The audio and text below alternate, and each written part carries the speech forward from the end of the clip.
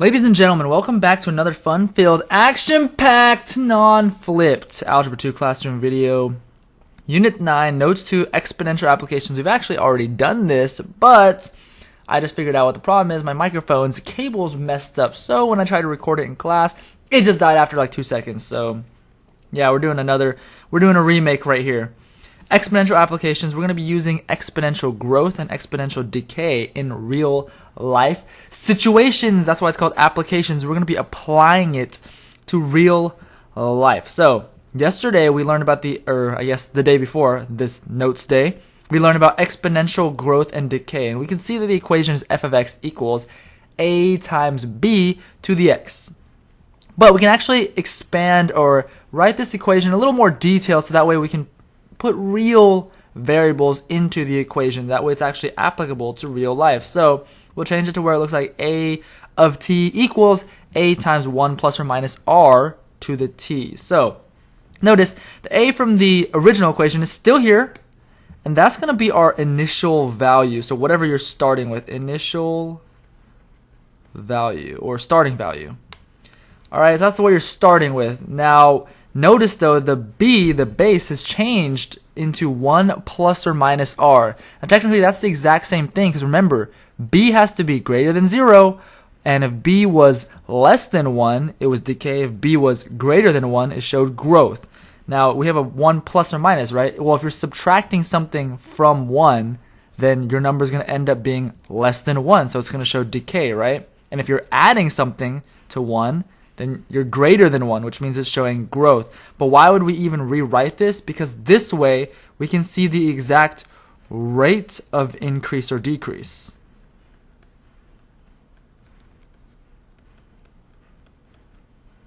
Right? R is going to be the rate of increase or decrease. All right, so what do you think t is going to be? Remember, we're trying to see something that has to do with the rate of increase or decrease and our starting amount. T is going to be time, right? T is going to be time, and with all of these values put into this equation, it will tell us our final amount, which is what we want to know, right? You know, if you're like, I'm going to put this much money in my bank account, and I know that I get this much interest per year, and I'm going to put it in there for 3 years, how much money am I going to have in the end? When we can use this equation to find out those things, that's crazy. So notice the equation has a plus or minus in the base. If the base is 1 plus r, then the base is called the blank factor. What does it show? If it's 1 plus r, it's going to show growth. Now if the base is 1 minus r, then, right, the base is going to show decay. It's going to be called the decay factor. So we can actually call this base, instead of just calling it a base, which is a very neutral word, we can call it the growth factor or the decay factor, based on if it's showing growth or decay. All right, now notice though, the rate r is the increase or decrease. It's a decimal, okay? It's a decimal. Now think about this. If I said you have $100 and you owe me 6% of that $100, what's 6% of $100? That's $6, right? 6% of $100 is $6. But let's say you didn't know that and you wanted to try to calculate. Well, you couldn't just take a calculator and put like 100 times 6. What would that give you? That'd give you 600. So 6%, you can't just put 6 in the calculator and multiply, right? How would you actually find it? 6%. Remember, percentage is out of 100, right? So 6% would be 6 out of 100, so that you would divide 6 by 100, that would give you 0.06. Now, practical way to see this is whatever your percent is, just move the decimal over to the left 2 spaces. Look, 1, 2, boom, there's a decimal now, 0.06, and that gives you the number you can use in calculations for percent, okay? So just extending on this example, what would 8% be? 8%, you move the decimal over to the left twice, boom, boom, 0.08. What's 17%? Move the decimal twice, boom, boom, 0.17. See, that's how we're going to use the percentages given to us. So in example 1, we're going to find the growth or decay factor. Now remember, that is b, or that is the base, 1 plus or minus r, given just the rate of, it should say growth or decay. Growth or decay. So number 1, what we're going to show here, it says growth of 4%, right? So we want to identify, is it growing or is it decaying? Because that's going to tell us, should we be adding or should we be subtracting from that 1? All right, then we're going to change that percentage into a number that we can use for our calculation. So number 1, it says growth, which means we're going to put 1 plus because it's growth. And then what is 4% in decimal form? It's going to be 0.04. And so we add this together, and that gives us 1.04, and that is the growth factor. That's all you had to do. So number 2, 1. Now is it growth or decay? It literally says decay, so we're subtracting, and it's 8%. So how do you change that into a decimal? 0.08. So 1 minus 0.08 is 0.92, and that is your growth, or that is your decay factor on number 2. Number 3, now look, there's some different words here. This time it says appreciates. What does appreciates mean? Is that showing growth or decay? If it's appreciates, is your value going up or is it going down? It's going up. All right, appreciates. That's the change of value over time. So 1 plus, because it's appreciating, 1 plus 4%, which is 0.04. This is the exact same answer as number 1, 1.04. That's crazy. Same answer. Wow. And number 4, depreciates. Now that's going to talk about your value going down. So it's going to be 1 minus 0.04, because 4% into decimal is 0.04. That's going to be 0.96, so your decay factor is 0.96 there. All right, cool. Let's go to the back then of these notes. Applying exponential growth and decay to word problems. So we're going to be putting these into actual word problems now. So number 1, it's not as bad as you think. You know, people hate word problems, but really all we're taking is the formula, right? The formula, which is A, the starting amount, then 1 plus or minus R, the rate. Let me use blue. Raised to the time. And that's going to give me my final answer, right? So that's what we're going to be using here. So let's take a look at how exactly it goes. Look, read the question. You invested $1,000 in a savings account at the end of 6th grade. How the heck do you have $1,000 at the end of 6th grade? Okay, so the account pays 5% annual interest. How much money will be in the account after 6 years? So all we have to do is substitute these values in. What's our starting amount? $1,000. Am I growing or decaying? Well, it's a savings account. It's not going to decay out of nowhere. It also says it pays 5% annual interest. So there's a lot of hints here. So it's going to be growth. And the rate right here is 5%. So 1 plus 0.05. And what was the time? The time's right here, 6 years. So raised to the 6th.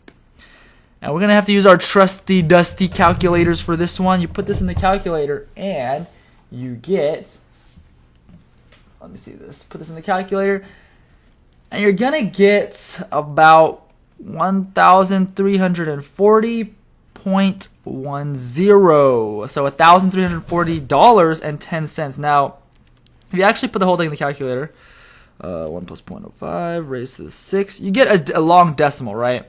And the actual decimal is going to be, 1,340.095641, like that, right?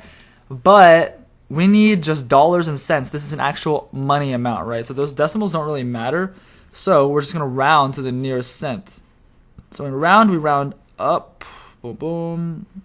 We're going to round to the nearest cent. So you can round up, or you can just round as you normally would with money, because if you round down, then you're stealing my money, and we don't like that. So 0.10. There you go. All right. Next up. So this is the answer right here. Boom. All right, number 2. A tree that is 3 feet tall grows 8% each year. How tall will the tree be at the end of 14 years? Round to the nearest hundredth. You see, finding bank balances is interesting and all, but I really want to see how tall this tree is going to be. That's even more important. So what's the starting value? It's 3 feet. It grows, so that means it's going to be a growth factor. So 1 plus. Now what's the rate? 8%, so 0.08. And how many years, or what's the time? 14 years to the 14th equals, and it says round to the nearest hundredth. That means 2 decimal spots. So put this in the calculator. 3 times 1 plus 0.08 raised to the 14th, and that's going to be it's going to be about, let's see, I'm going to give you the decimals like, oh, okay, that's really unfortunate right there. 8.8115 and some other stuff. So we're going to round this to the nearest hundredth, which means the second decimal spot, which means this is going to round to 8.81. And what are the units? Feet. There we go. Number 3, a motorcycle purchased for $9,000 today depreciates at 6% each year. So how much is the motorcycle going to be worth at the end of 5 years? What's the starting value here? A $9,000 motorcycle. All right, depreciates, which means it's decaying. So 1 minus, and what's the rate? 0.06, because it's 6%. And what's the time here? 5 years. So 5. Put this in the calculator. Now remember, this is a money amount, so we need 2 decimal places for the dollars and the cents. So put this in the calculator, and you get, let's see here, raised to the 5. I did not put raised to the 5. It's going to be about, let's see here, 6,000, oh shoot. $6,605.14 should be your rounded answer. Boom. There we go. And lastly, right here, the price of 21 Savage's new side crib is $126,000.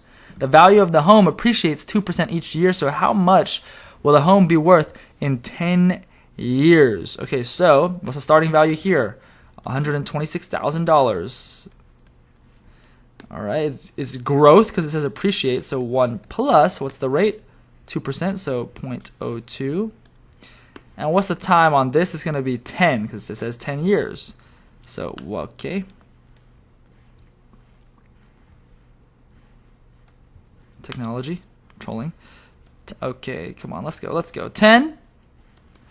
Put this in the calculator, 126,000 times 1.02 raised to the 10th, and the answer is about, I'm going to give you everything that I see in the calculator, 153,593.2969. So if you round this, it's got to be dollars, remember, so dollars and cents, $153,593.30 would be what it rounds up to. So that is the answer right here.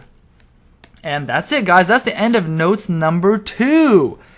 Applications of exponential functions. So until the next one, see ya then. Peace.